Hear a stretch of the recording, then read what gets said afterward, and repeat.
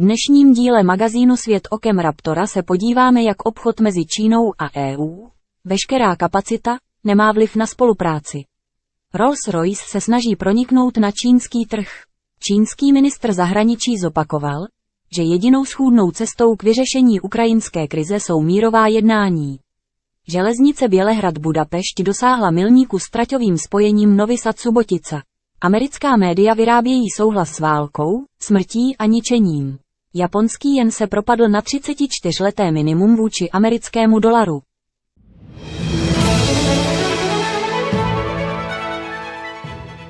Takzvaná veškerá kapacita Číny je ve veřejném prostoru často diskutovaným tématem. Reportér CGTN hovoří s Jensem Eskelundem, prezidentem obchodní komory Evropské unie v Číně, aby zjistil, jaké jsou názory investorů z EU. Hello, Mr. President. Thank you so much for joining us. We know that next month you will release the business confidence results of this year. So what are the positive changes in the China-EU trade and what are the areas of concern? If I'm going to focus on one particular positive aspect, it is that a significant proportion of our members, they indicate that they can see a real effort on the part of the Chinese government to address business issues and continue on the path of reform and opening up. And that's of course very positive.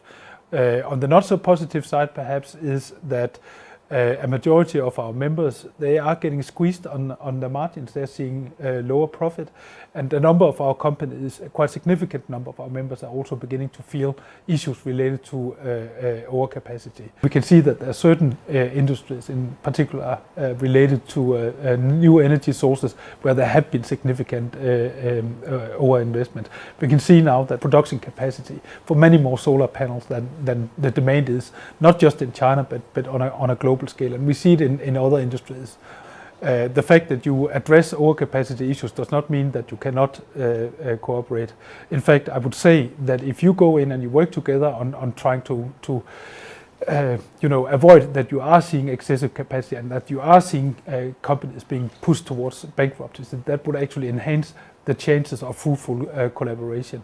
I think most people will agree, and certainly I do, that China needs to be part and is a critically important facilitator of that transition we all need to undergo in terms of decarbonizing supply chains and meeting the climate challenge.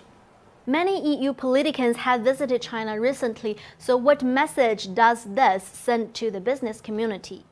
But I mean, when you look at the EU-China relationship, it's very, very wide, it's very, very deep. And I think it's almost any sort of product category that you look at that there is room for some sort of collaboration. What we are seeing, of course, also is that China is climbing the value ladder, and that we see increasingly that labor-intensive, low-value-added manufacturing is moving out of China. So it's a relationship that's evolving.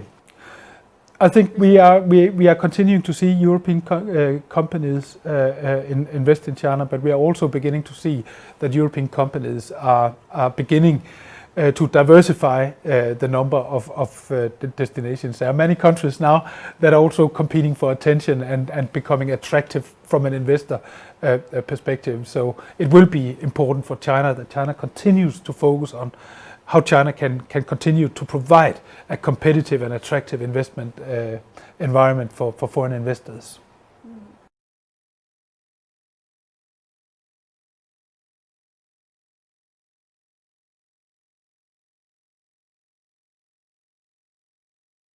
Royce se snaží proniknout na čínský trh, který se může pochlubit nejmladší klientelou luxusních automobilových značek s obchodními nabídkami na míru.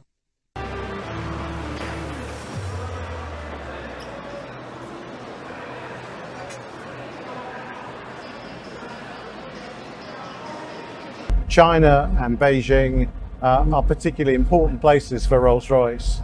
In this region, our clients are the youngest of all of our clients. They're very creative, and their engagement with Rolls-Royce, particularly with our bespoke program where we create individual automobiles for our clients, their engagement is significant. So to be back here is absolutely wonderful, and I'm really enjoying my time here.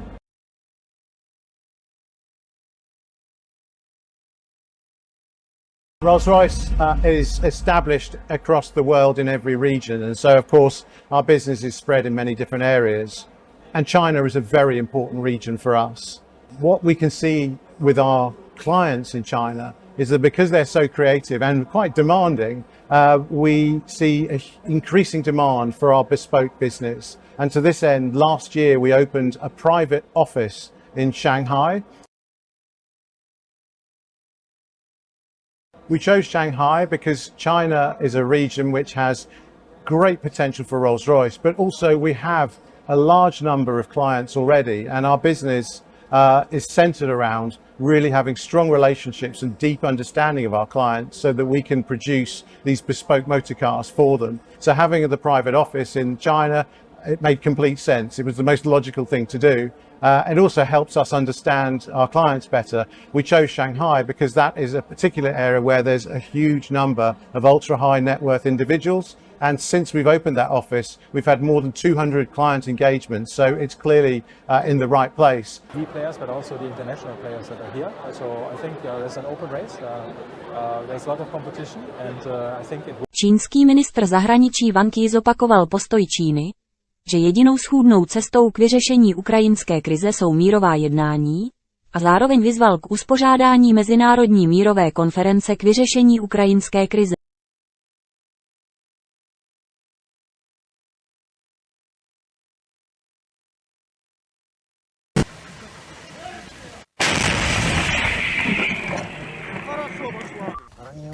По 118 требования поддержки.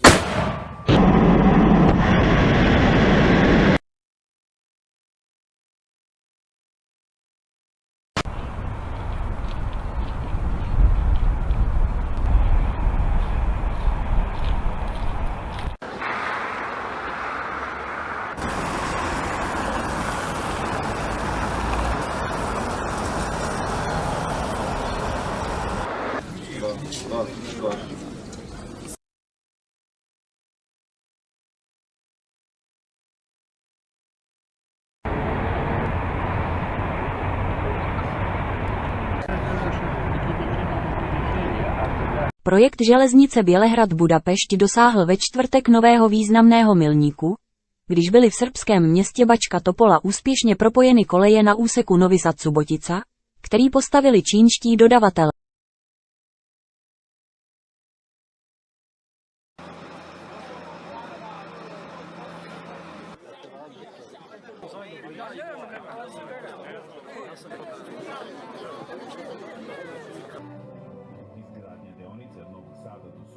Nakon završetka izgradnje projekta, očekivano vreme putovanja. Kilometra krenut će.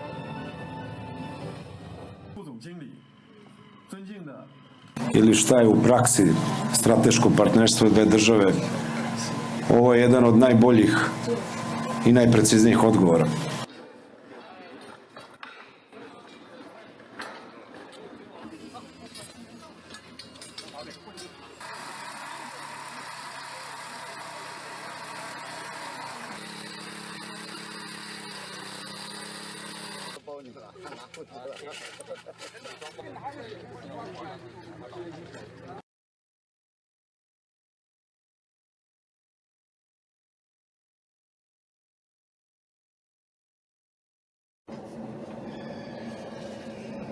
Překvapuje mě, že naše média jsou silně zaměřena na výrobu souhlasu s válkou, smrtí a ničením, říká Lee Kemp, americký novinář a komentátor. It surprises me in that our media is heavily slanted for manufacturing consent for war and death and destruction, and this almost never happens. You almost never see a large group of workers at one of these media entities stand up and say this is not right.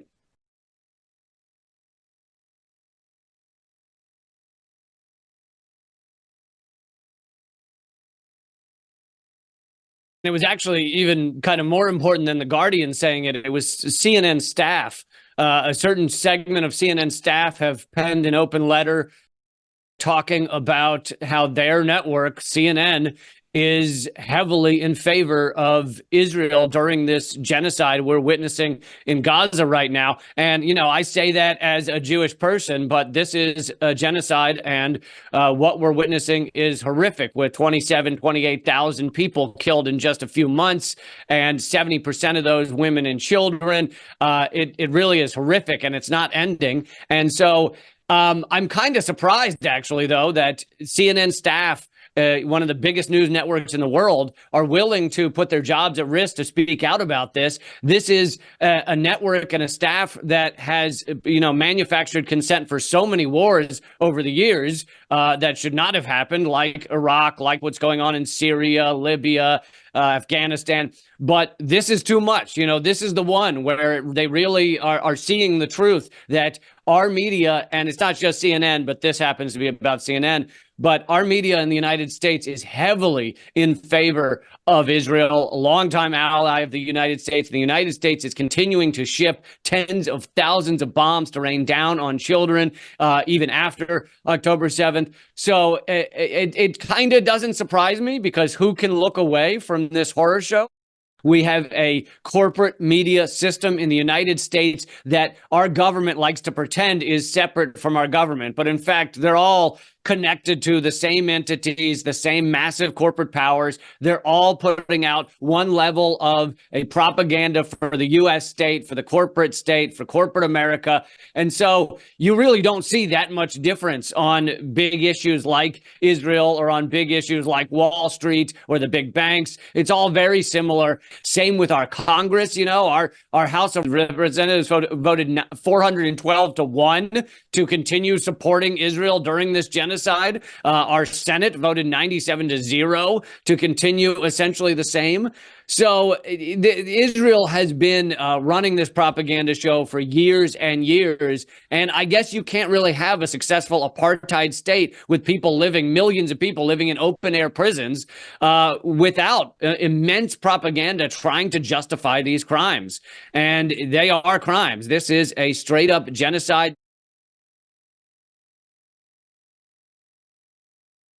V pondělí ráno japonský jen na devizových trzích krátce klesl na nové 34leté minimum, což je méně než 160 jenů za americký dolar.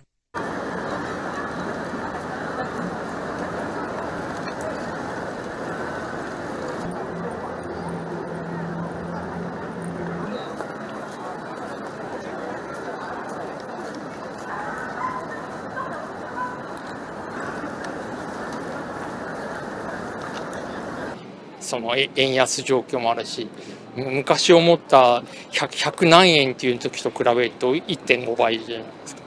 あんまり思ってないです。ガソリンもそうだし、あと車買うのもそうだし、なんかすごくこう負担になってるなっていうのはちょっと感じたりします。不安はあるね。このまま続くとね、日本の経済がどうなるかね、心配だし、まあ一時的なもんだと思ってるけどね、あんまり騒いでもね、しょうがないからじっと耐えてるだけでね。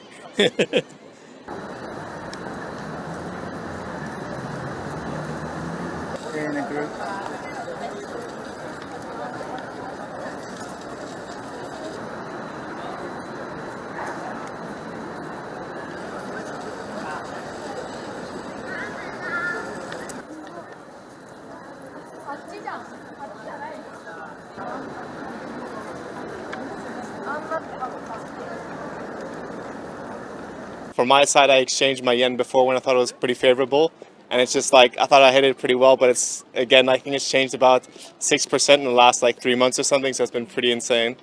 So I've lost out a bit on that sense. My Canadian dollar, of course, I get more yen. It's almost, I think I paid about 100. For $1, I got 100 yen, where I was here in November and I got 90 yen for $1. So my buying power is better. But I also deal in Canada. I work with a lot of Japanese equipment that we purchase from Epson and other companies. So it's a big advantage back home as well.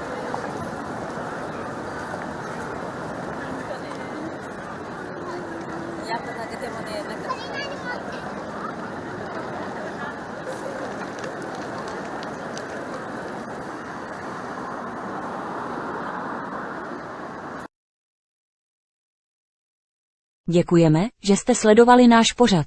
Nashledanou u dalšího dílu pořadu Svět okem Raptora.